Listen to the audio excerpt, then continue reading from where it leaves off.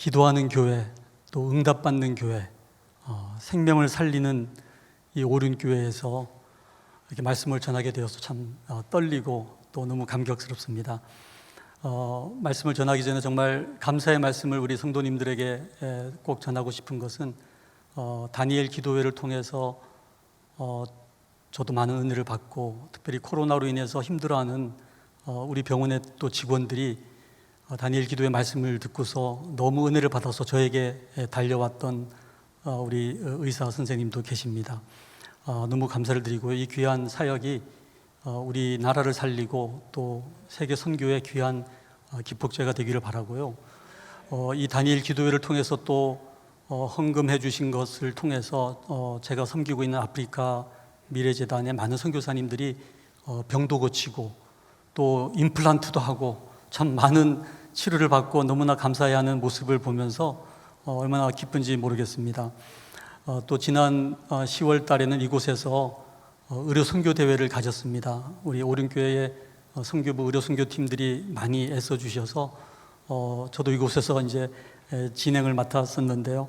너무 귀한 섬김에 감사를 드리고, 또 오륜교회의 성도님이시기도 한데요. 이봉화 대표님이 일하신 행동하는 프로라이프, 제가 공동대표로 함께 일하고 있는데, 이 생명을 살리는 귀한 또 기관에 또 많은 또 지원을 해주셔서 감사합니다. 저는 소개해 주신 대로 신장내과 의사입니다. 콩팥, 그래서 여러분들 중에 이렇게 하수구에 문제가 있으시면 혹시 저에게 찾아오시면 도움이 될지 모르겠습니다. 그러면서도 이제 미국에 공부할 기회를 가지고 생명 윤리를 이제 공부하면서 이제 커버넌트 신학교에서 좀 신학을 공부하고 돌아왔더니 이제 막 황우석 사태가 터지면서 대통령 직속 국가생명윤리위원장 일을 맡게 되었고, 이런저런 이제 병원 일과 또 의료 선교 일과 또 생명윤리 일을 하면서 지내게 되었습니다. 근데 저를 소개할 때 꼭 빠뜨리고 싶지 않는 분이 바로 저희 아버님이신데, 아까 우리 목사님께서 소개해 주셨습니다만 한번 슬라이드로 저희 아버님 사진을 보여드리고 싶습니다. 아버지 박영묵 목사님, 어머니 이분네 사모님이신데, 저희 아버지는 이게 개척교회, 주로 작은 교회들 목회를 하시면서 5개 교회를 목회를 하셨는데요. 보이는 사진처럼 이렇게 가만히 깔아놓고 옆에 흰 벽돌 이렇게 쌓아놓은 그런 개척교회 건물에 늘 기도하시던 아버지의 뒷모습을 저희가 보면서 자랐습니다. 월요일이면 늘 부흥 집회 가시고 토요일 날 늦게 돌아오셔서 뭐 저희들하고 이렇게 살갑게 놀아주지는 못하셨지만 그 기도하시는 아버지의 뒷모습을 보면서 저희 칠남매가 잘 자라게 되었습니다. 저희 어머니는 또 늘 저녁 때가 되면 다락방에서 기도하시는데, 아침에 일어나도 다락방에서 기도하셔서 어머니는 잠도 안 주무시고 기도하시는 분이구나, 이런 생각을 하면서 지냈더랬습니다. 제가 태어난 곳도 저희 아버님이 작은 교회 목회하러 가셨는데, 지금은 대구에서 제일 큰 교회가 됐습니다만 대구 동신교회, 그때 이제 사택이 없어서 저희가 1층 그 마룻바닥에 칸막이를 치고 살았습니다. 그래서 새벽 기도하러 성도들이 오시면은 커튼을 제치고 잠자는 저희들을 깨우면 어쩔 수 없이 새벽 기도를 드리다가 성도님들이 다 가시고 나면 조금 더 누워서 잠을 자곤 했었는데, 그 마룻바닥에서 제가 태어난 거예요. 근데 제가 태어났는데 엄마 배가 안 꺼져서 이게 웬일이냐, 애가 태어났는데 왜 배가 안 꺼지냐 그랬는데 5분 뒤에 제 쌍둥이 동생이 태어나서 은혜와 진리, 그래서 먼저 태어난 제가 이제 상은이 되고 동생은 상진이 됐습니다. 그래서 참 어린 시절에 아버지 어머니의 참 기도와 사랑 덕분에 저희들이 주님의 은총 안에서 잘 자라게 됐는데요. 다음 슬라이드 한번 주시면은 저희 칠남매 어릴 때 모습인데요. 아들이 6이고 딸이 하나인 칠남매입니다. 앞에 쌍둥이가 이제 저희 쌍둥이인데, 둘 중에 한 명이 저일 텐데 누가 전지 잘 모르겠어요. 그 사진에 이렇게 잘하는 칠남매라고 이렇게 적어 주셔서 현재 진행형으로 늘 자라고 있는 모습인데요. 오른쪽에 기도하는 쌍둥이 사진을 어릴 때 찍어 주셨는데, 한 명은 기도하지 않고 째려보고 있는데 누가 제 쌍둥이 동생이겠습니까? 목사님께서 힌트를 주셨기 때문에 아실 텐데 떡잎을 보면 안다고 어릴 때 기도하던 제 쌍둥이 동생은 목사가 되고 기도 안 하고 째려보고 있던 저는 아직도 이러고 있습니다만은 저는 이 사진을 보면서 참 하나님께 감사하는 것은 때로는 우리가 실수하고 범죄하고 죄를 짓지만 하나님께서는 내 곁에 양옆에 기도하는 사람을 붙여주셔서 나를 위해 기도하게 하시는 참 너무나 좋으신 하나님이시라는 생각을 하게 됩니다. 이렇게 어린 시절에 학교하고 교회하고 집을 다니면서 그렇게 자라면서 세월이 흘렀습니다. 여러분들 그 시간이라는 단어가 두 종류의 단어가 있는 거 아시죠? 그 크로노스라 그래서 이거는 이제 그냥 시간이 흐르는 겁니다. 봄이 가면은 여름이 오고 가을이 오고 겨울이 오고 또 한 해가 지나고 이런 흐르는 시간을 크로노스라고 하는데 카이로스라고 시각이라고 불러야 될까요? 어떤 멈추어진 시각이지만 나의 인생에 너무나 소중하기 때문에 결코 잊을 수가 없고 어쩌면 나의 인생을 그 크로노스 이전, 카이로스 이전과 이후로 나눌 수밖에 없는 그런 어떤 혁명적인 변화를 주는 그런 시간을 우리가 카이로스라고 합니다. 제 환자 중에 그 80세가 넘으신 할머님이요, 저를 만나면 늘 가슴속에 고이 간직하고 있는 꼬깃꼬깃한 그 빛바랜 사진을 꺼내 보여주시는 거예요. 늘 봤던 사진인데 또다시 꺼내서 저에게 보여주시는데 그 사진에는 학도병으로 그 당시 이제 찍었던 결혼 사진, 그 남편이었던 학도병하고 3일간의 신혼 생활을 하다가 학도병으로 한국전쟁에 참여를 했다가 일사후퇴 때 전사를 당했어요. 근데 그때 임신했던 아들 하나를 키우면서 그 사진은 멈추어진 시각임에도 불구하고 이 할머니의 80년을 버텨준 정말 너무나 소중한 그런 카이로스의 시간이었던 것 같습니다. 어쩌면 나의 삶을 이쪽과 저쪽으로 나누는 그런 변곡점의 순간이 저에게 찾아왔습니다. 제가 고등학교 1학년 때 저희 어머님이 먼저 세상을 떠나셨어요. 너무나 참 저는 좀 방황하면서 그 당시 학교에서 제가 성적표를 받아보니까 웬일로 내가 이렇게 등수가 위쪽에 적혀 있어서 내가 이렇게 시험을 잘 보지 않았는데 웬일인가 그랬더니요, 620명 중에 마지막 20명 성적만 따로 이렇게 붙여놨더라고요. 근데 그 20명 중에서 조금 위에 붙어 있었던 것 같아요. 그렇게 600등 넘어 했던 참 그런 방황하는 시간들을 가졌었는데 고등학교 때 3학년 때 저희 형님이 그러시더라고요. 추락하는 것은 날개가 없다. 너는 겨드랑이에 날개를 달아야 된다. 그러면서 굉장히 철학적인 말씀을 해주셔서 하여간 너의 인생은 너가 책임져야 된다. 그러면서 제가 고등학교 3학년 때 다시 좀 열심히 공부하면서 의과대학을 진학을 하게 되었습니다. 꿈에 그리던 대학을 진학하고 나니까 사람의 마음이 또 느슨해져 가지고요, 뭐 CCC나 IVF나 좋은 기독 서클들이 많은데 그런 데 들어가지 않고 조금 봉사 서클이지만 조금 노는 서클을 들어갔어요.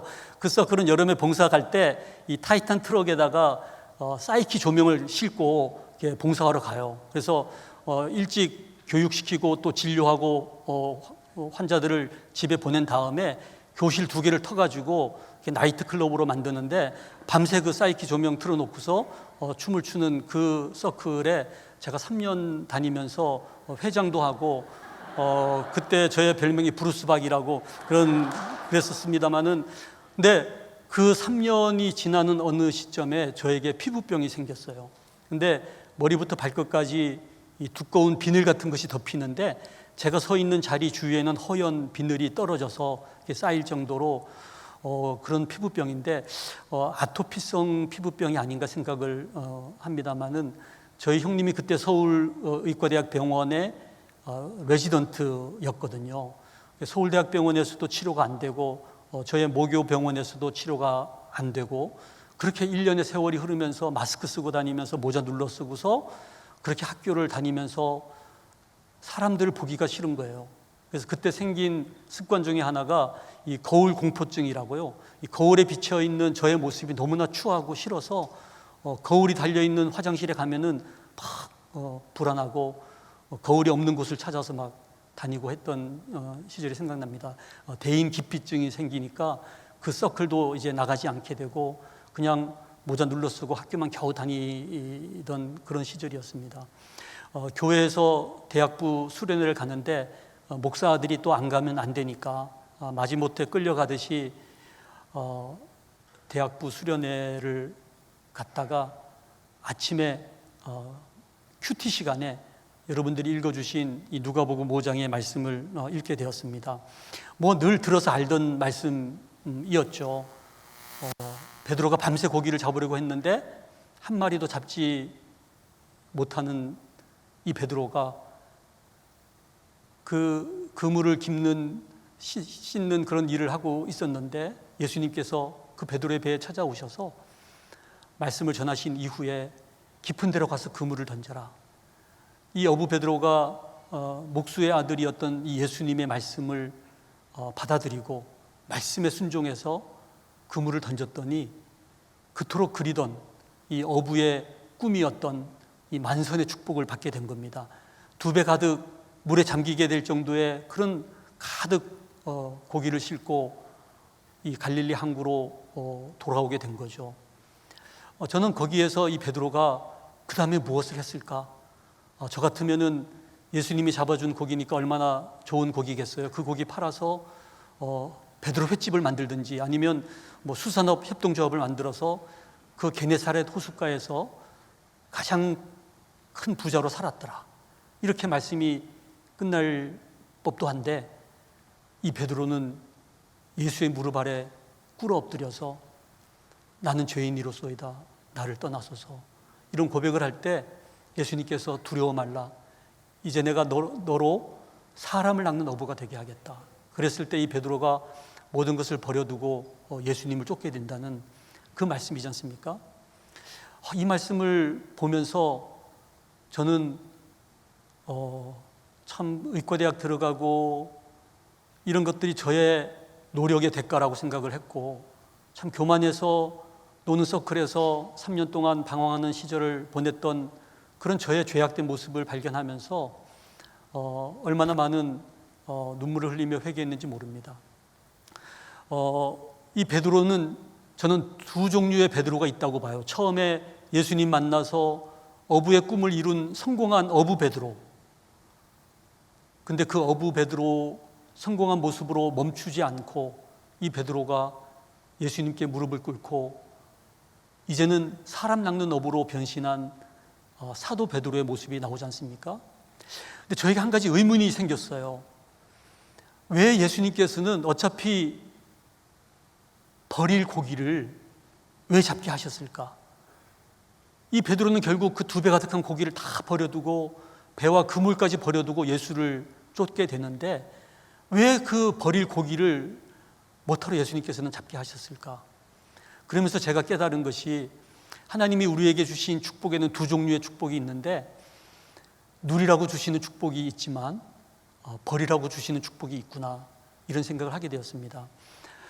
저희 어머니가 대구에서 저희 아버님 목회하는 것을 이제 내조하면서 오시는 손님을 대접하는데 뭐 가난한 저희 목사 집에서 뭐 대접할 게 뭐가 있겠습니까? 대구에서 제일 싼 그 능금 사과 이렇게 깎아서 대접을 하는데 저희는 행여 손님이 그 사과를 좀 한두 개라도 한쪽이라도 남겨두고 갔을까 봐 저희 칠남매가 문 밖에서 기다리다가 손님이 가시고 나면은 우르르 들어가다가 뭐 문짝에 넘어지기도 하면서 들어가 보면은 대부분 다 한 조각도 남겨놓지 않는 거예요. 그래서 저는 어딜 가든지 좀 요즘은 한두 쪽을 그 집 아이들을 위해서 남겨놓습니다만은 저희가 먹을 수 있는 것은 어머님이 깎아주신 그 사과 껍질에 붙어있는 그 살찜을 핥으면서 그렇게 지냈던 기억이 납니다. 근데 어느 날 어머님이 비싼 부사 사과를 깎으시길래 오늘은 더 귀한 손님이 오나 보다 그러면서 여느 때처럼 그 사과 껍질에 붙어있는 살찜을 핥아 먹고 있었는데 어머님이 워낙 얇게 깎으셔서 거의 빵꾸 떨어질 정도로 깎으니까 뭐 먹을 살찜도 없습니다만은 근데 웬걸 그날 어머님이 그 부사사과 알맹이 전체를 저에게 주시는 거예요. 그날의 감격을 제가 잊을 수가 없습니다. 그것도 모르고 저는 그 껍질에 붙어있는 살찜을 핥아먹느라고 정신이 없었던 거죠. 어쩌면 하나님께서 우리에게 주시기를 원하시는 축복은 알맹이의 축복인데 우리는 버리라고 준 그것을 나에게 주신 축복의 전부인 줄 알고 그것을 핥아먹으면서 인생을 허비하는 삶을 살고 있는 것은 아닌가, 이런 생각이 들었습니다. 하나님께서 우리를 위해서 예배해 두신 축복은 성경을 살펴보니까요, 이런 말씀이 나오더라고요. 눈으로 보지도 못했고 귀로도 들어보지도 못했고 마음으로 생각하지도 못했던 놀라운 축복을 하나님께서는 나를 위해 예배해 두고 계시다는 거예요. 어쩌면 나를 가르쳤던 초등학교 우리 담임선생님이 이 아이가 그렇게 되리라고 상상하지 못했고, 나를 기르신 우리 부모님조차도 이 아이가 그렇게 되리라고 상상하지 못했던 그 놀라운 삶을 우리 하나님께서는 예배하고 계신데, 나는 이 버리라고 주신 축복에 매여 있는 삶을 살고 있는 것은 아닌가, 이런 생각을 하게 되었습니다. 이 베드로가 만일 그 2배 가득한 고기를 팔아서 잘 먹고 잘 사는 그 성공하는 어부 베드로에 그쳤다면은 그 베드로의 삶은 축복의 종착이었다고 생각합니다. 예수님을 만나서 천당에 갔을지는 몰라도 더 이상 아무 일도 일어나지 않는 그냥 평범한 어부의 삶이었겠죠. 그렇지만 이 베드로가 예수님 무릎 앞에 꿇어 엎드려서 나는 죄인이로소이다 고백하면서 예수님께서 나를 따라오너라 얘기했을 때, 모든 것을 버려두고 예수를 따르게 되었을 때 이 베드로는 이 축복의 통로의 삶을 살게 된 거죠. 그래서 저는 크리스찬을 2 종류의 크리스찬으로 나눌 수 있을 것 같습니다. 아마 여기 계신 분들도 2 종류로 나눌 수가 있겠죠. 첫 번째는 섬김을 받는 크리스찬이에요. 하늘 보좌를 버리시고 이 땅에 오신 예수님의 섬김을 받으면서 구원받은 성도이지만 더 이상 아무 일도 일어나지 않는, 내가 예수 믿고 출세하고 천당 가지만 더 이상 아무 일도 일어나지 않는 축복의 종착, 그것이 아마 섬김을 받는 크리스찬의 모습일 겁니다. 저희 아버지도 경북 청도군 이서면 수야리 정말 가난한 소장농의 아들로 태어나서 자기 이름에 땅 한 평도 없는 그런 가난한 소장농의 아들이었는데 예수님을 만나서 정말 출세하셨죠. 대학을 다니고 또 자녀들도 다 교육을 시키는 그런 성공한 삶을 사시게 되었지만, 아마 그렇게 사시고 삶을 마치셨다면 그것은 섬김을 받는 크리스찬, 축복의 종착이었을 겁니다. 그렇지만 저희 아버님은 예수님 무릎 앞에 꿇어 엎드려서 주의 종이 되겠다고 다짐하고 그런 삶을 사시면서 섬기는 크리스찬의 삶을 살게 됨으로써 오늘 2번째 베드로처럼 사도의 길을 걸으신 것이 아닌가 생각을 해보면서, 정말 나는 어디에 속한 존재인가, 예수 믿고 이 땅에서 출세하고 성공하고 천당 가지만 더 이상 아무 일도 일어나지 않는, 여기 송파역을 이렇게 지하철에서 내리면요, 수많은 사람들이 타고 내리고 또 새로운 사람들이 타고 물건도 싣고 그러면서 또 그 지하철은 또 달립니다. 정말 축복의 통로인 거죠. 그렇지만 인천역을 가보면은 모든 사람이 다 내리고 더 이상 아무 일도 일어나지 않는 축복의 종착이 되고 만다는 거죠. 그렇게 해서 이제 제가 정말 눈물로 회개하면서 꼬박 하룻밤을 지새다가 잠이 들었어요. 그 다음날 아침에 눈을 떠보니까요, 그 저의 피부병이 없어진 거예요. 지금도 제가 의사가 된 지 이제 40년이 되어 갑니다만은 제가 분명하게 확신하는 것 한 가지는 질병에는 의미가 있다는 거예요. 그 의미를 깨닫고 나면은 그 질병이 그 사람에게 있을 필요가 없다는 거죠. 이것이 의미요법이라는 그런 책으로도 나와 있더라고요. 그래서 너무 신기한 거예요. 그러면서 정말 하나님께 감사하면서 계속 십자가만 보면은 눈물이 나는 생활을 몇 개월 하게 됐습니다. 지하철을 타면은 창밖에 보이는 교회마다 뭐 이렇게 십자가가 많은지 몰라요. 그러면 너무너무 눈물이 나니까 할 수 없이 창을 못 쳐다보고 옆 사람을 쳐다보면은 그 아주머니 또 목에는 또 목걸이 십자가가 걸려 있으니까 또 그거 보고 눈물을 흘리다가 이렇게 몇 개월의 삶을 지냈던 시절이 있었습니다. 그러면서 시작했던 모임이 누가회라는 모임을 시작하게 되었고, 지금은 한 4, 5천 명의 기도의사 모임으로 이렇게 그치게 되었습니다만은, 그러면서도 저에게 그 말 못할 약간의 열등의식이 있었어요. 제가 서울의대 학생을 만나면 별로 그런 게 없었는데, 유독 그 연세의대생을 만나면, 저는 이제 고려대학교를 다녔습니다만은 그 미묘한 어떤 그 열등, 특히 이제 크리스찬으로서 이렇게 보니까 그 기독교 대학이고 선교사가 세운 대학에 너무 부러운 마음이 생기더라고요. 근데 제가 학교를 들어가서 제가 기독학생 회장을 하면서 선배님에게 우리 학교의 역사를 물어보니까 무슨 뭐 우석의대, 수도의대, 서울여자의과대학 뭐 이렇게 얘기하면서 그 다음에 계속 물어보니까 아이 됐다, 그 정도만 알아라 그러는 거예요. 보니까 그 다음에 경성여자의학전문학교가 나오고요, 그리고 조선여자의학강습소가 나오는데, 그 조선여자의학강습소를 세우신 분이 로제타 홀 선교사님이라는 사실을 제가 알게 됐어요. 어쩌면은 저의 인생의 또 하나의 분기점이 되는 그런 발견이었습니다. 여러분들 왜 그 미국이나 캐나다 가보시면 그 로키 산맥이 있잖아요. 우리나라 그 설악산에는 그런 게 별로 없더라고요. 이 산의 정상에 올라가면요, 거기 컨티넨탈 디바이드라 그래가지고 대륙 분수령, 대륙 분기점이라는 팻말이 있어요. 그건 무슨 팻말이냐면은 이게 이제 산의 정상 꼭대기니까 거기에 비가 떨어지면은 그 빗물이 튀기다가 오른편으로 떨어지면은 태평양이 되고요, 왼편으로 떨어지면은 대서양이 되는 거예요. 꽃 같은 자리 같은데 너무나 인생의 차이가 나는 그 인생의 변곡점이 바로 이 분수령이 아닌가 생각이 되는데, 이 로제타 홀 이 선교사님을 제가 발견하고 나서 저의 자존감이 회복이 되고, 그리고 저의 인생에 이분을 닮아가야 되겠다라는 생각을 하게 되었습니다. 25살 여의사, 다음 슬라이드 한번 비춰주시겠어요?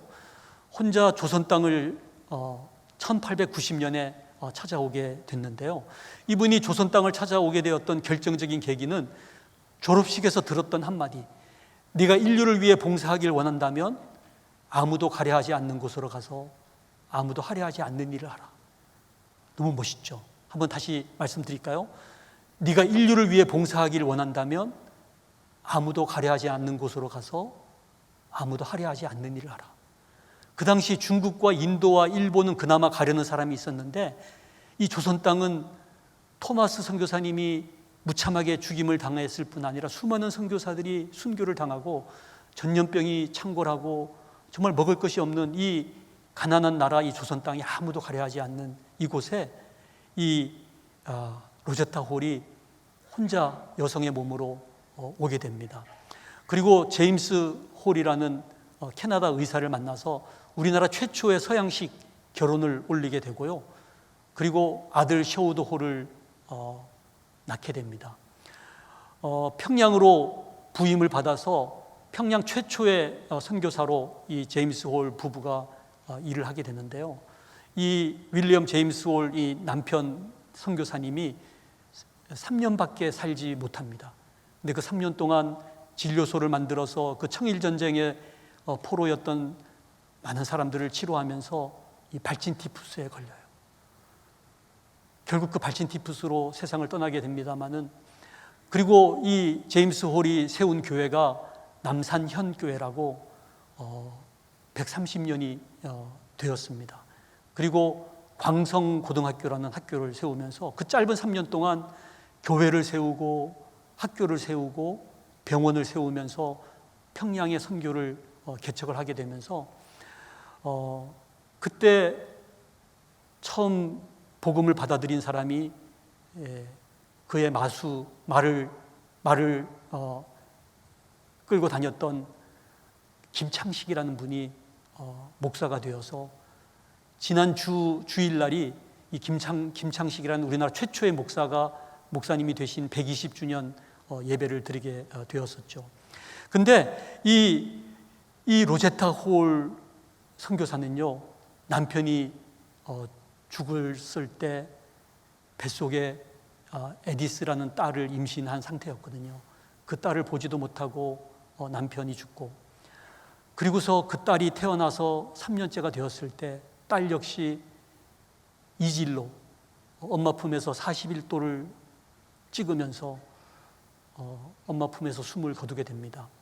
이 딸 에디스를 평양에서부터 업고서 이 로제타 홀이 남편이 묻혀있는 양화진에 이 딸을 묻고, 저희 같으면은 미국으로 돌아갈 법도 한데 이 조선 땅에서 44년의 삶을 살면서 특별히 연약한 여성들과 맹인들 같은 장애인들을 위해서 평생의 삶을 살게 됩니다. 저는 이 로제타 홀이 남편과 딸을 잃고 났을 때 그 마음이 어땠을까? 같은 고난이지만 이 고난을 받아들이는 사람에 따라서 그 고난은 너무나 차이가 나는 것 같습니다. 같은 영도시인데 어떤 물은 얼음이 얼고요, 같은 영도시인데 어떤 얼음은 녹아내리거든요. 이 빙점과 해빙점이 같은 영도시라는 사실이 너무나 놀랍지 않습니까? 같은 고난인데 어떤 사람은 자기의 관점으로만 바라보다가 극단적인 선택을 하시는 분도 있고, 아니면 절망 가운데 평생을 사시는 분이 있는가 하면은 같은 고난인데 하나님의 관점으로 그걸 바라보면서 이 고난을 통해서 하나님이 주시는 메시지가 무엇인지 정말 바라보면서, 이 로제타 홀 선교사님은 아들 하나 데리고 미국의 여러 교회를 다니면서 남편을 기념할 병원을 세우게 해달라는 요청을 하게 됩니다. 그래서 남편 이름을 딴 기홀병원, 홀을 기념하는 병원을 평양에 세우게 되는데요. 다음 슬라이드 주시면요, 또 그 옆에 딸 에디스를 기념하는 소아병원을 짓게 되는데, 이것이 평양의 최초의 병원, 최초의 소아병원이 됩니다. 그 기홀병원이 지금은 평양의과대학 부속병원이 되어 있더라고요. 제가 평양에 한 7번 다녀왔습니다마는 이 평양의과대학 병원 현대화 작업을 하게 됐었는데, 그때 그분들이 하시는 말씀이 기홀병원을 재건시켜 달라고. 이 홀 기념하는 병원이 평양연합기독병원이 되었다가 그 연합기독병원에는 장기려 박사님이 근무를 하셨었고요, 그 병원이 평양의 도립병원이 되었다가 평양의과대학 부속병원이 된 겁니다. 또 이 로제타 홀이 일했던 보구여관, 이 보구여관은 이화학당 옆에 있는 정동에 있지 않습니까? 거기는 늘 양반의 여성들만 찾아오게 되니까 이 로제타 홀이 마음이 불편한 거예요. 그래서 동대문 곁에 병원을 세우게 됩니다.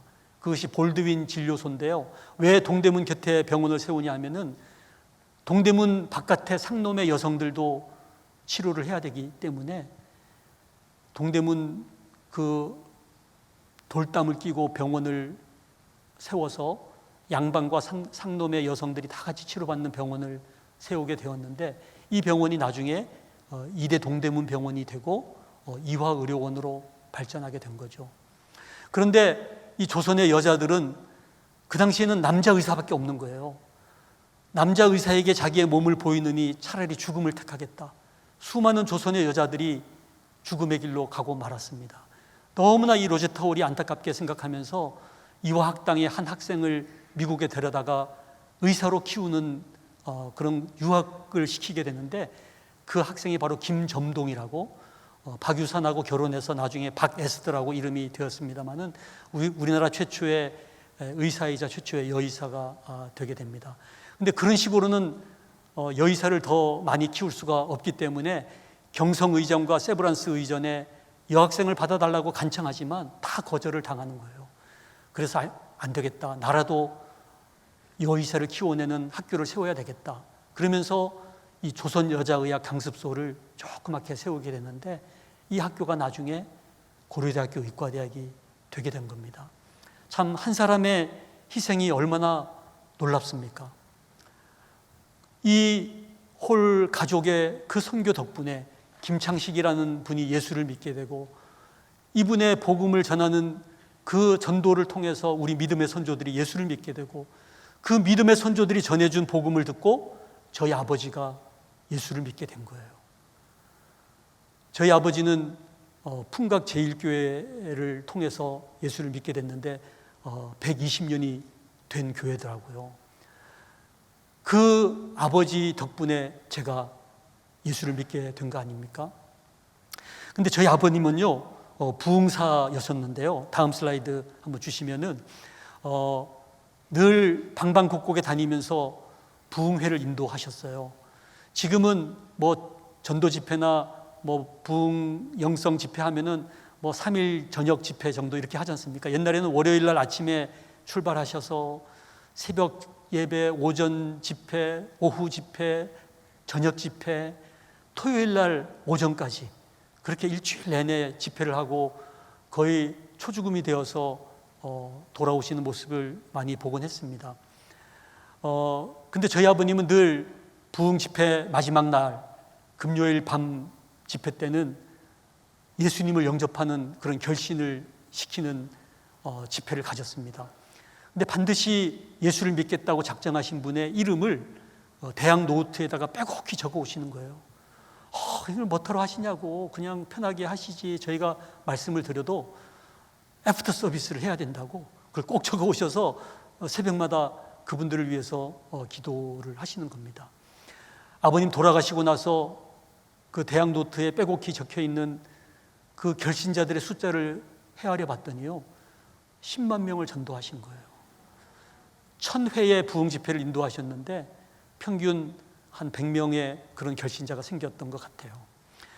나중에는 당뇨병을 앓으시고 몸이 너무 허약해지셔서 제발 부흥에 다니지 마시라고 저희 의사인 형과 제가 막 만류를 해도 저희 아버님 늘 하시는 말씀이 나는 회를 먹어야 힘이 나. 그러면서 회는 사드릴게요. 그랬더니 그 회 말고 부흥회 뭐 이러면서 참 저희들에게 유머로 말씀해 주신 적도 있습니다만은, 그런 참 아버님의 참 전도와 어머니의 기도와 이런 사랑 덕분에 저희 칠남매가 잘 자랐습니다. 그래서 오른쪽 사진에 있는데요, 딸이 하나다 보니까 저희 집은 늘 골든 도터, 그래서 금딸이라 그래가지고 아버지가 부흥 강사님이시니까 이렇게 먹을 걸 주면은 그 간식을 안 먹고 칠남매들을 위해서 이렇게 쌓아 오시는 거예요. 그러면 그거를 다 딸한테 줘요. 그럼 딸이 배불리 먹고 그냥 버리려면 버리고 이렇게 남겨두면은 이제 제일 막내 동생인 제 쌍둥이 동생이 그걸 이제 6등분 하는 거예요. 그러면 이제 큰형부터 먼저 이제 하나씩 골라서 이렇게 먹곤 했는데, 늘 사진을 찍으면 당연히 중간에 서는 걸로 당연히 알고 계시더라고요. 그 오른쪽 옆이 저희 큰형님 목사님이세요. 지금은 한국문인교회 담임을 하고 계시고 이제 시인이시기도 하시고, 누님의 왼편이 저희 둘째 형 서울의대 교수로 정년 퇴임하시고 지금은 아프리카에 선교사로 가 계시는데 벌써 3년이 지났습니다. 그리고 맨 오른쪽이 제 쌍둥이 동생 장신, 지금 신학교에 대학 원장으로 있고요. 맨 왼쪽이 또 목사님이십니다. 기쁨의 교회 목회를 하고 계시는데, 그래서 저희 아버님이 늘 좋아하셨던 것은 그렇게 목사가 되는 것을 원하셨어요. 그래서 영혼을 고치는 목사 3세, 육체를 고치는 의사 2에 돈 버는 사람 하나, 이렇게 해가지고 저는 그게 좀 거꾸로 됐으면 더 좋았을 뻔했는데, 저희 아버님이 원하시는 것은 그렇게 영혼을 고치는 목사가 참 가장 좋은 일이다, 이렇게 말씀을 하시곤 했었습니다. 근데 어느 날 아버님 산소에서 저희가 그날도 정말 아버님 때문에 저희가 너무 복을 많이 받았다 그러면서 우리 아들이 대학을 들어갔다, 뭐 결혼을 했다, 좋은 직장을 들어갔다, 뭐 이러면서 이 축복받은 얘기들을 저희 칠남매가 하고 있었는데요, 갑자기 저에게 문득 이런 생각이 드는 거예요. 아버지가 10만 명을 전도하셨는데 그 아버지 때문에 우리 칠남매가 복을 받았다면 우리 칠남매를 통해서는 몇 명이 전도가 됐을까? 너무 궁금하더라고요. 그래서 맨 큰형 목사님부터 제 쌍둥이 동생 목사까지, 목사 아니면 장로들인데 한번 전도한 사람들 한번 숫자를 한번 우리가 모아보자고 그렇게 해서 모아봤더니요, 몇백 명이 안 되는 거예요. 그래서 그날 저희 산소 앞에서 아버님의 그 산소 앞에서 저희 칠남매가 정말 회개 기도를 함께 드렸습니다. 우리는 이 세상에 잘 나가는 거, 이것이 축복인 줄 알았는데 정말 아버님께서 원하시는 축복이 무엇이었을까? 하나님 아버지께서 우리 칠남매에게 주시기를 진정 원하시는 축복은 과연 무엇이었을까? 이 생각을 하게 되니까 그동안 너무너무 세상적인 기준의 축복에 매료되어서 그렇게만 살았던 저희들의 모습이 너무나 부끄러워서 큰형님부터 저희 막내까지 이렇게 살지 않겠습니다. 다시금 아버지의 꿈을 이어가겠습니다. 그런 마음으로 다음 슬라이드 주시면 제가 저희 칠남매를 대신해서 10만 명 전도의 꿈이라는 저희 아버님의 삶을 책으로 국민일보사에서 펴내게 되었습니다. 이 책이 이제 일본말로 번역이 되기도 했습니다만은 그리고 아까 우리 목사님께서 말씀해 주신 대로 저희 아버님의 호가 영적인 파도인데요. 저희 아버님이 돌아가시기 전에 저희들에게 하신 말씀이 아버님은 이 삼천리 반도가 전부였다고 생각했대요. 이 삼천리 반도 구석구석 다니면서 주로 그 작은 교회, 산골 마을, 농촌 마을, 어촌 마을 다니면서 복음을 전하셨는데 이 세상에 넓은 세상이 있다는 사실을 뒤늦게 알게 되었다면서 저희들에게 영적인 파도가 되어서 땅끝까지 복음을 전하라는 말씀을 하시면서 하늘나라를 가셨어요. 저희가 아버님의 호를 따서 영파 선교회를 만들어서 20년 동안 인도를 이제 다니고 또 5가정을 선교사로 파송하고 이러면서 어떻게든지 아버님의 뜻을 이루기 위해서 애를 쓰고 있습니다. 저는 이제 의사로서 저는 어떤 삶을 사는 것이 과연 아버지의 꿈을 이어가는 삶일까? 하나님께서 어떤 삶을 살기를 원하실까 생각을 해보니까 나의 일터에서, 병원에서 정말 선교사적인 삶을 살아야 되겠다. 그리고 내가 속해 있는 병원이 하나님 기뻐하시는 그런 기독병원, 선교병원이 되어야 하나님께서 기뻐하지 않을까, 이런 생각을 하게 되었습니다. 근데 이제 고민이 되는 거예요. 원래 저희 병원이 기독교 병원이 아니었거든요. 근데 어떻게 하는 것이 기독병원일까? 무엇을 만족시키면 기독병원이 될까? 저는 목사님, 선교사님 디스카운트 해드리고 또는 세례교인들 직원으로 받아들이면 기독병원이 되는 줄 알았어요. 근데 그게 아니더라고요. 정말 기독병원이 된다는 뜻은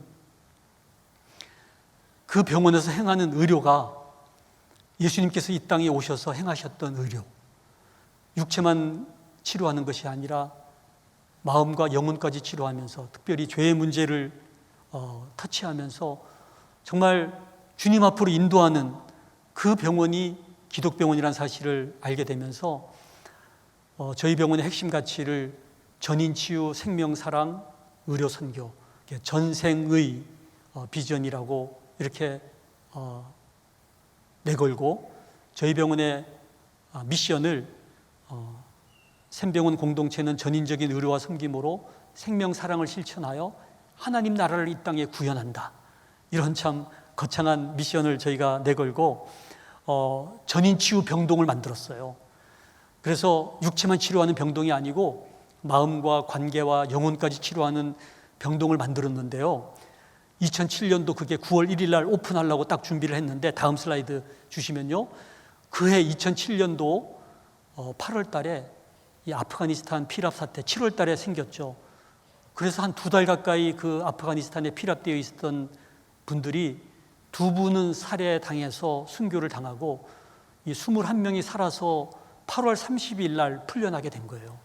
그분들이 세브란스 병원에 가려고 했는데 그 병동 전체를 비울 수가 없는 거예요. 근데 마침 저희 전인치유 병동이 준비가 되어 있어서 저희 병원에 입원을 하셔서 치료를 받게 되었습니다. 그리고 저희 병원에 호스피스 병동을 만들었는데요. 그 암 환자로 이제 마지막 임종을 맞이하시는 분들, 마지막으로 복음을 전하고 그분들에게 사랑을 전하는 이 호스피스 병동을 벌써 이제 20년이 지났습니다. 근데 저희 병원의 호스피스 병동에는 이 버킷 리스트가 있어서 죽기 전에 꼭 이루고 싶은 소원을 적는 노트가 있는데, 어느 날 50세의 췌장암 말기 여자 환자가 웨딩 드레스라고 적어 놓은 거예요. 저희가 불이 나게 그 호스피스 병동을 웨딩홀로 바꿨습니다. 레드 카펫을 깔고 또 막 조명을 비추면서 이 웨딩홀로 만들어서 결혼식을 올려드렸는데, 오른편 사진에 저렇게 아름다운 모습의 신부가 되신 거예요. 근데 3주 후에 돌아가셨어요. 이분의 두 번째 버킷리스트가 남편이 불러주는 노래를 들으면서 죽고 싶다는 거예요. 언제 돌아가실지 모르니까 우리가 상태가 나쁠 때 찬송가를 부르기 시작했는데 300곡을 부를 때 돌아가셨어요. 정말 두 가지 꿈을 다 이루고 돌아가셔서 저희가 이 호스피스 병동을 꿈을 이루는 병동이라고 부르고 있습니다. 이 아프가니스탄 피랍 귀환자들을 치료를 잘 했다고 외교부에서 또 이집트 버스 폭탄 테러로 4명이 죽고 30명이 부상당한 분들을 또 저희 병원에 모시고 와서 저희가 치료를 해드렸는데, 그분들은 충청도 진천 중앙교회 성도님들이셨는데, 이분들이 이번에 아프가니스탄 난민들이 진천에 있는 인재개발원에 묵게 되어서 그때의 빚을 갚겠노라고 그분들을 얼마나 정성스럽게 섬겼는지 모릅니다. 또 세월호 유가족들 저희 병원에 입원을 하셨는데, 제가 주치의를 했던 그 세월호 유가족은 남편이 주방장이셨는데, 이 단원고 학생들이 돈가스를 좋아한다 그래서 200명분의 그 돈가스를 큰 가마솥에 기름을 튀기면서 돈가스를 튀기다가 배가 기울어지니까 그 펄펄 끓는 기름을 다 뒤집어 쓰고 중화상을 입고서 마지막 힘을 다해서 그 비스듬한 바닥을 긁으면서 복도까지 가서 기절해서 쓰러졌는데, 선장과 선원들이 도망가면서 그냥 뭐가 걸거치니까 발로 툭 차버리고 자기들만 먼저 구명보트를 타고 떠나버렸죠. 그 다음에 파도에 휩쓸려서 주방에 처박혔다가 끝에서 3번째 발견된 겁니다. 그 딸 둘의 아들 하나가 있는데 진도 팽목항에 내려가서 직장을 그만두고 들어오는 시신마다 아버지인가 싶어서 그 거죽더미를 들시면은 그 형체를 알아볼 수 없는 얼굴 수십 구를 봤다는 거 아닙니까? 얼마나 그 마음에 트라우마가 심하겠어요. 근데 그분들 종합검진 해보면 아무 이상이 없는 거예요. 근데 실은 이상이 없는 것이 아니라 죽음보다 더한 고통으로 가득 차 있는 거죠. 그래서 하나님께서 저희 병원을 그런 트라우마를 또 치료하는 병원으로 길을 열어주셨습니다. 또 북한으로 저희들이 의료를 지원할 수 있는 길을 열어주셔서 다음 슬라이드 주시면은 아까 말씀드린 그 기홀병원이 평양의과대학 부속병원이 되어 있었는데, 이곳에 인공신장실이 없었어요. 북한의 가장 좋은 병원이 평양의과대학 부속병원임에도 불구하고 그곳에도 인공신장실이 없으니까 평양을 제외한 다른 지역은 말할 것도 없죠. 그곳에 인공신장실을 이제 세팅을 하고 기계를 5대를 설치를 하고 그 원장님에게 설명을 하고, 첫 번째 환자가 그 평양의과대학의 이비인후과 교수님이 돌아가실 날만 기다리고 있다가 이제 첫 번째 혈액투석을 받게 되었습니다. 참 남측에서 온 크리스찬이라는 사실을 말씀을 드리고, 이렇게 기도해도 되겠냐고 이렇게 조용히 말씀을 드리고 기도해드렸던 생각이 납니다. 너무나 참 열악한 시설이지만 의료진들은 또 얼마나 열정이 넘치는지 몰라요. 오늘 제가 여기 오기 전에 통일보건의료학회 제가 좌장을 맡아서 세미나를 참석하고 왔었는데요. 지금 북한의 상황은 이 코로나를 막아내기 위해서 국경을 봉쇄한 지 2년이 지났습니다. 근데 코로나 바이러스를 막아내려고 하다가 물건들이 오지 않으니까요, 얼마나 어려운 상황인지 몰라요. 장마당에서 약을 구하고 의료 재료를 구해야 수술도 받고 치료를 할 텐데 이 장마당이 제대로 형성이 안 돼가지고 너무너무 어렵다는 그런 얘기들을 오늘 탈북자를 통해서 또 듣게 되었는데, 참 이런 어려운 북한에서 또 이번 겨울에 혹독한 겨울을 또 지나야 된다는 생각을 하게 됩니다. 저희 병원이 50주년 기념 사업으로 아랍에미레이트에 선교 병원이 문을 닫게 되어서요. 아랍에미레이트에 2개의 선교 병원이 있는데 그 중에 하나의 병원이 경영이 어려워서 문을 닫게 되었는데 서구의 기독교가 너무나 약해지면서 그 병원을 맡을 미국이나 유럽의 교회가 없는 거예요. 그래서 저희 병원이 그 병원을 맡아서 향후 50년을 운영하기로 되어 있는데 이곳은 여성병원이어서 이 아랍에미레이트, 이 이슬람은 우리나라 조선 시대처럼 이 여자들이 남자에게 몸을 보여줄 수가 없어요. 그래서 여자 의사들이 필요한데 혹시 주위에 선교의 뜻이 계신 분이 있으면 좀 연결해 주시면 좋을 것 같습니다. 저희 병원 출신 선교사님들이 지금 13명이 아프리카와 남미와 아시아에서 사역을 하고 있는데요. 이제 더 이상 저희가 북한을 갈 수 없어서 2007년부터 아프리카를 가게 되어서 아프리카 미래재단이라는 NGO를 만들어서 지금 16개 나라에 사역을 하고 있습니다. 근데 정말 아프리카를 가보면 그 탄자니아의 그 세렝게티 끝없는 초원에 막 사자와 뭐 이런 얼룩말이 뛰어다니고 뭐 기린이 정말 너무나 아름다운 자연이 있지 않습니까?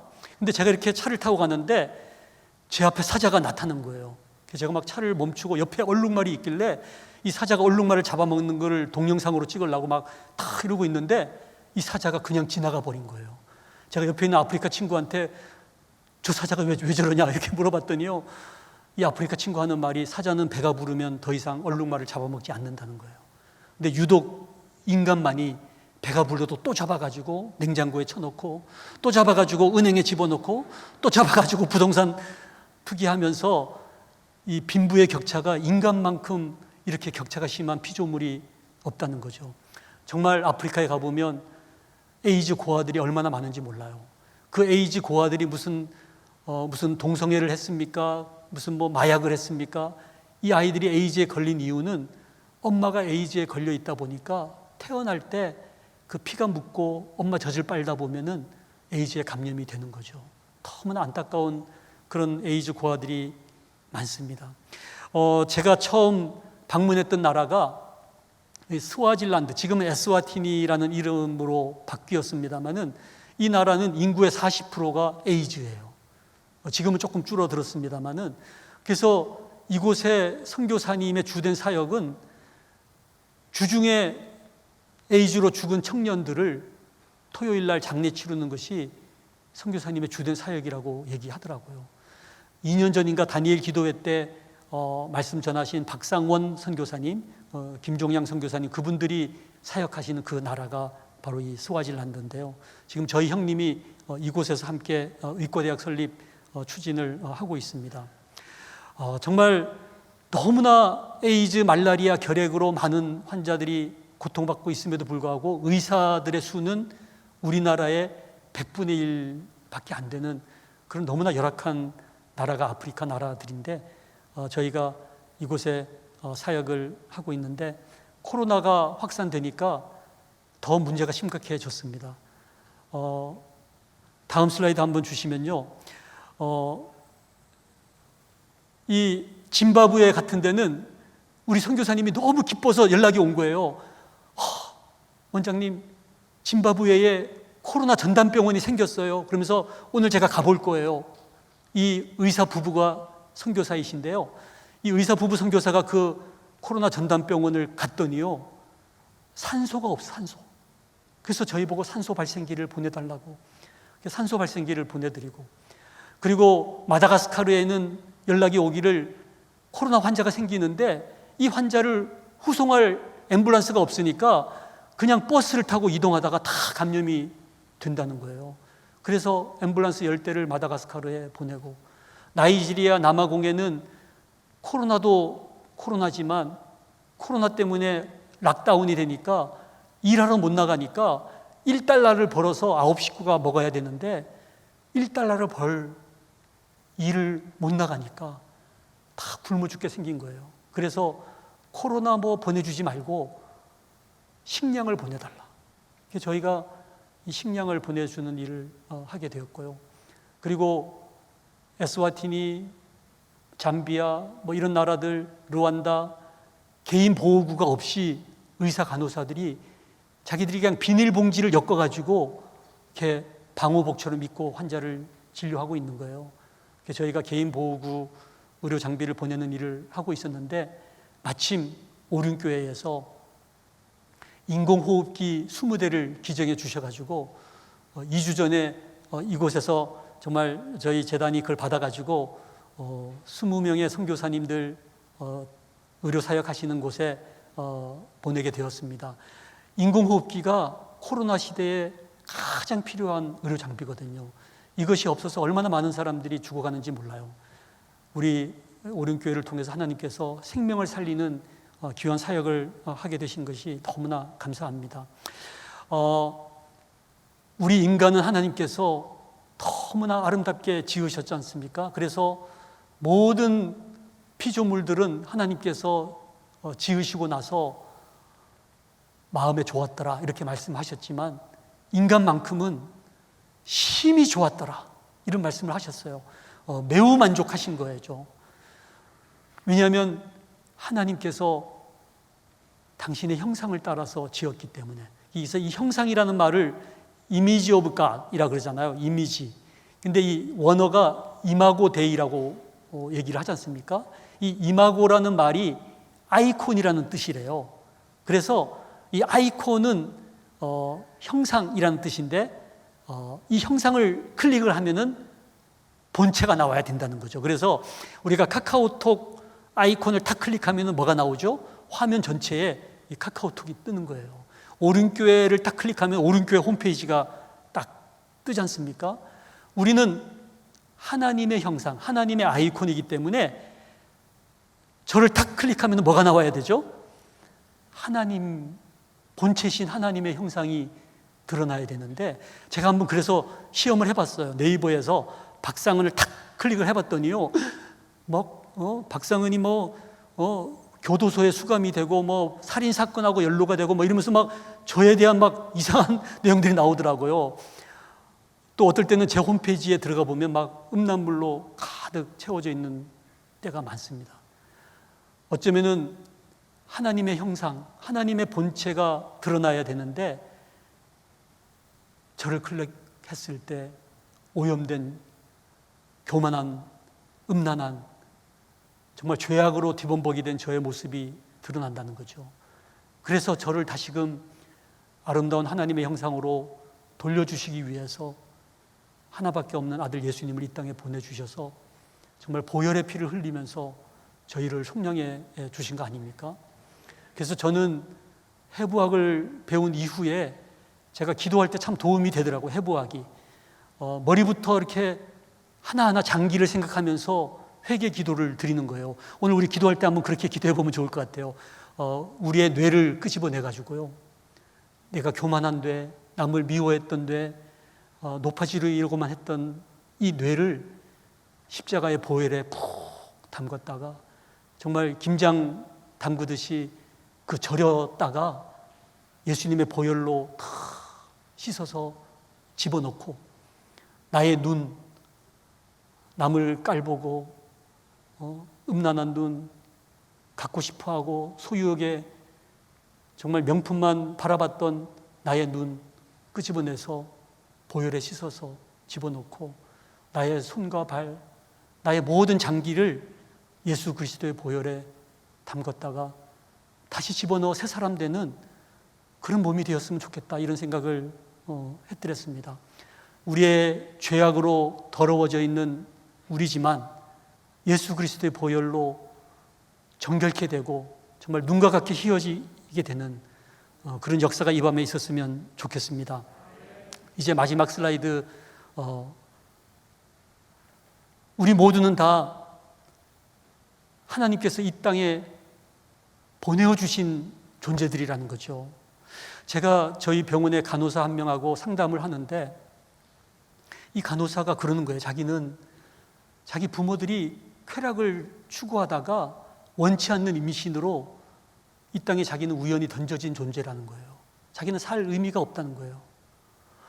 얼마나 마음이 아픈지 몰라요. 여러분들은 어떤 존재입니까? 그냥 부모님이 쾌락을 추구하다가 그냥 원치 않는 임신으로 그냥 이 땅에 던져진 존재입니까? 하나님께서 나를 이 땅에 보내시기 위해서 창세 전부터 놀라운 계획을 가지고 계시다가 때가 되매 부모님을 정해 두시고 그 부모를 통해서 이 땅에 하나님의 섭리를 따라 보내어진 너무도 소중한 존재가 아닙니까? 제가 아마 여러분들도 이 찬양 좋아할 거예요. 나를 지으신 이가 하나님, 나를 부르신 이가 하나님, 나를 보내신 이도 하나님, 나의 나 된 것은 다 하나님 은혜라. 우리 모두가 다 그냥 이 땅에 던져진 존재가 아니라 나를 지으신 이가 하나님, 나를 부르신 이가 하나님, 나를 보내신 이가 바로 나의 아버지 하나님이시라는 사실이죠. 그렇기 때문에 우리는 다른 사람하고 비교할 필요가 없어요. 왜냐하면 다른 사람하고 길이 다르거든요. 제가 부산의 고신의대 교수를 했더랬었는데요. 그때 이제 누가회 제가 총무이사를 맡아가지고 회의 자료를 정리해가지고 이사회가 대전에서 이제 전국의 중심이 대전이라고 대전에 이사회를 가기 위해서 엑셀 승용차를 몰고 경부고속도로를 들어섰는데 대구에서 이 대우 르망차가 나오더니 저를 따라잡는 거예요. 이 현대 자존심이 있지, 질 수 없지 않습니까? 근데 아무리 엑셀레이터를 밟아도 따라잡지 못하겠더라고요. 근데 유성온천 가는 그 내리막길이 있어요. 이때다 싶어가지고 막 엑셀레이터를 밟았더니 드디어 따라잡은 거예요. 그래서 제가 막 환호를 지르면서 막 이겼다고 막 환성을 질렀거든요. 근데 옆을 봤더니 대전 톨게이트를 지나가 버린 거예요. 저의 목적은 대전이었는데 엉뚱하게 서울 가는 대우 르망차하고 경쟁하다가 제가 이겼는데 어디 가고 있어요? 서울 가고 있는 거예요. 근데 제가 문득 깨달은 것이 내가 이러고 있었구나. 내가 엉뚱한 친구하고 경쟁하다가 그 친구 이기려고 막 발부둥 치다가 알고 봤더니 뭐 하고 있어요? 화장실 2개 달린 50평 아파트 사는 거 그거 경쟁하다가 그거 사고 그냥 죽는 거예요. 여러분들 옆 사람하고 경쟁할 필요가 없어요. 목적이 달라요. 하나님이 나를 이 땅에 보내신 그 목적은 나만 위해서 만드신 마이웨이죠. 그래서 여러분들에게 주어진 그 길, 나를 이 땅에 보내신 그 하나님의 보내신 뜻이 무엇일까? 그 사명을 생각하면서 살아야 될 것 같아요. 그런데 이 세상을 살다 보면은 너무 해야 될 게 많은데 시간은 없잖아요. 인생은 짧은데. 제 친구가 컴퓨터 프로그래머였던 제 친구가 37살 때 위암이 다 퍼져가지고 저희 병원에 와서 저에게 마지막 호스피스 케어를 받다가 눈을 감았는데 그 친구가 저에게 마지막 남겨둔 말이 뭔지 아세요? 상은아, 너는 세상에 속지 마라. 자기는 밤낮 없이 열심히 살았는데 막상 죽음을 앞에 두고 보니 하나님께 가져갈 것이 아무것도 없구나. 제가 그동안 한 2,000명의 죽음을 지켜본 것 같아요. 근데 너무나 확연하게 두 종류의 죽음이 있어요. 대부분의 죽는 사람들은요, 죽음이 자기에게 찾아올 때 막 발부둥 치면서 그 죽음으로부터 도망가려고 발부둥 치다가 끌려가듯이 죽음을 맞이하는 사람이 있는가 하면요, 소수의 사람들이지만 죽음이 자기에게 찾아올 때 그 죽음 너머의 그 무엇을 바라보면서 환한 얼굴로 미소를 지으며 오히려 그 죽음을 맞이하러 달려나가시는 분들이 계시더라고요. 그 죽음 너머에 무엇이 있길래 누구는 도망가고 누구는 맞이하러 나갈까? 그래서 이 세상을 살아가면서 저희는 이 우선순위의 삶을 살아야 되겠다 생각을 해봅니다. 제가 인턴을 장기려 박사님이 계시는 부산 복음병원에 가서 장기래 박사님 밑에서 수련을 받겠다고 내려갔는데요. 그 인턴 시절에 너무나 황당한 일을 경험한 적이 있어요. 제 동료 인턴이었는데 이 교통사고로 이 대퇴부가 골절이 된 거예요. 날카롭게 뼈가 골절이 되면서 지나가는 동맥을 쳐가지고요, 피가 분수처럼 솟아서 응급실 천정이 피범벅이가 된 거예요. 이 인턴이 침착하게 탄력 붕대로 동맥을 짜매고, 그리고 어긋난 뼈를 갖다 대서 부목을 대고서 정형외과 레지던트를 부른 거예요. 정형외과 레지던트가 와서 보니까 너무 인턴이 치료를 잘해 놓은 거죠. 그래서 칭찬을 하려고 딱 봤는데 환자가 죽어 있는 거예요. 보니까 목에 떡이 이 기도를 막고 있는 거예요. 응급실에 ABC가 있거든요. A가 에어웨이, 기도를 확립하라. B가 숨을 쉬게 하라. C가 서큘레이션, 피를 돌게 하라. 근데 이 인턴은 뭐부터 한 거죠? 급한 나머지 급한 거부터 한 거예요. 이 동맥부터 짜맨 거죠. 근데 그보다 더 먼저 해야 되는 것이 이 질식된 것을 끄집어내야 되는 거죠. 기도를 확립하는 거. 에어웨이. 이 우선순위를 놓치게 되었을 때 치료는 잘했는데 환자는 죽었다, 이렇게 되는 거죠. 우리가 열심히 살고 너무나 훌륭하게 사는 것 같은데 하나님 앞에 아무것도 가지고 갈 게 없는 삶일 수가 있다는 거죠. 그래서 그러면 무엇이 중요한가? 중요한 것부터 해야 되는데 급한 것부터 하지 말고, 성경을 보니까요, 중요한 것은 영원한 거래요. 영원한 거. 이 세상은 멸망하더라도 영원히 없어지지 않은, 불타지 않는 세 가지가 있다는 거예요. 첫 번째 영원한 것은 하나님은 영존하시고 영원하시고, 두 번째 하나님의 말씀은 1.1핵도 변치 않고 영원하시고, 세 번째가요, 한 사람. 이 한 사람, 이 한 영혼은 지옥에 가든 천국에 가든 영원한 존재라는 거예요. 저는 오늘 아까 정말 1대1 정말 이제 1대1 양육하실 양육자를 오늘 우리가 축하해 드렸는데, 정말 한 영혼을 살리는 것만큼 귀중한 게 없다고 봐요. 제가 오늘 새벽기도 드리면서 정말 너무나 두려운 거예요, 오늘 여기 가는 게. 그래서 할 수 있으면 주님 코로나 심하다고 또 취소되었다는 연락이 오면 좋겠습니다. 그래서 이렇게 막 기도를 하는데 하나님께서 저에게 이런 마음을 주시는 거예요. 한 사람이 있다. 오늘 네가 말씀을 전할 때 그 말씀을 꼭 들어야 될 한 사람이 있다. 그 말씀을 딱 들으니까요, 제가 회개 기도를 하고 그 한 사람을 위해서라도 가야 되겠구나. 이 한 영혼은요, 없어지지 않는다는 거예요. 그래서 여러분들의 없어질 것들이 뭐가 있습니까? 우리의 이 육체, 이거 아무리 멋있어 보이고 건강해 보여도요, 이거 결국 없어질 거거든요. 우리의 시간도 없어지고요, 우리의 열정도 없어지고, 우리의 가진 재물도 없어지고, 다 없어지겠지만 이 없어져 버릴 우리의 돈과 시간과 우리의 열정과 우리의 육체를 없어지지 아니하는 이 영원한 것을 위해서 쏟아붓는 사람이야말로 정말 지혜로운 사람이라는 생각이 듭니다. 이제 말씀을 마치겠습니다. 우리 하나님 아버지께서 꿈이 있으셨어요. 우리 하나님 아버지의 꿈은 뭘까요? 모든 민족과 열방이 하나님 아버지 앞에 나와 오로지 하나님만을 경배하는 그 놀라운 시간을 하나님께서는 꿈꾸고 계시는 거예요. 아까도 정말 찬양을 하면서 얼마나 감격스러웠는지 모릅니다. 우리 모든 민족과 열방이 하나님만을 경배하는 그 하나님 아버지의 꿈을 아들 예수님에게 주셔서 예수님께서는 십자가에 죽기까지 그 꿈을 이루셨죠.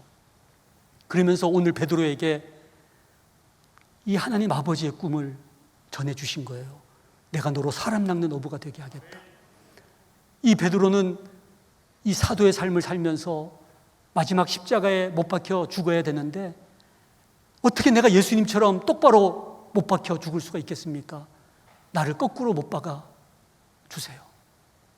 그런 죽음을 죽기까지 이 아버지의 꿈을 이루어 드리고, 사도들에게, 그 사도들은 선교사들에게 로제타 홀, 수많은 선교사들에게, 그 선교사들은 우리 조선의 믿음의 선조들에게, 믿음의 선조는 저희 아버지에게, 저희 아버지는 저에게 이 놀라운 하나님의 꿈을 전해주셨는데, 만일 내가 나만 잘 먹고 잘 살겠다고 그냥 성공한 베드로, 2배 만선의 축복으로 만족하는 그 삶으로 끝나버린다면 나는 예수 믿고 천당 갈지 모르지만 더 이상 아무 일도 일어나지 않는 축복의 종착이 되고 말지 않겠습니까? 오늘 우리 모두는 이제 이 하나님 아버지의 꿈을 우리 자녀들에게, 우리 이웃들에게, 또 열방에 전하면서 우리 주님 오시는 그날까지 이 하나님 아버지의 꿈을 이어가면서 은혜의 가문, 믿음의 가문을 이루시는 우리 모든 성도님들이 되기를 바라겠습니다. 함께 기도하겠습니다. 하나님 아버지, 감사합니다. 창세 전부터 나를 계획해 주시고 나를 부르시고 보내어 주신 우리 아버지 하나님을 찬양합니다. 하나님 아버지의 꿈을 베드로를 통해서, 우리 신앙의 선배님들을 통해서 우리들에게까지 전수해 주신 것 너무너무 감사합니다.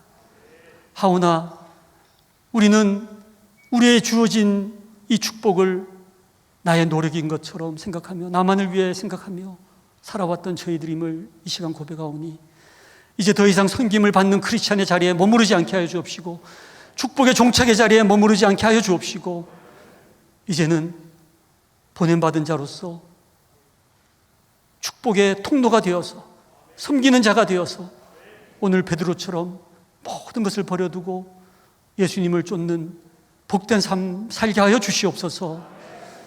보냄받은 의식으로 비교하지 말고 가장 소중한 것, 한 영혼 바라보며 영원한 것을 위해서 이 땅에 없어져 버릴 것들은 과감하게 쏟아붓는 저희 모두가 되게 하여 주옵소서. 코로나로 인해서 많은 것이 사라졌지만 가장 소중한 것은 저희에게 남겨주시니 감사합니다. 우리 모두가 이 말씀으로, 기도로 다시 회복되는 복된 삶 살게 하여 주시옵소서. 우리 오륜교회가 기도하는 교회, 응답받는 교회, 생명을 살리는 교회가 되게 함을 감사합니다. 주님 오시는 그날까지 생명을 살리는 복된 사명 감당하는 우리 교회 되게 하여 주옵시고, 우리 김은호 목사님을 비롯한 모든 사역자들 위해 주님께서 놀라운 성령의 능력을 덧입혀 주시옵소서. 이 밤에 기도할 때 저희들과 함께하여 주시옵소서. 감사드리며 우리 주님 예수님 이름으로 기도했습니다. 아멘.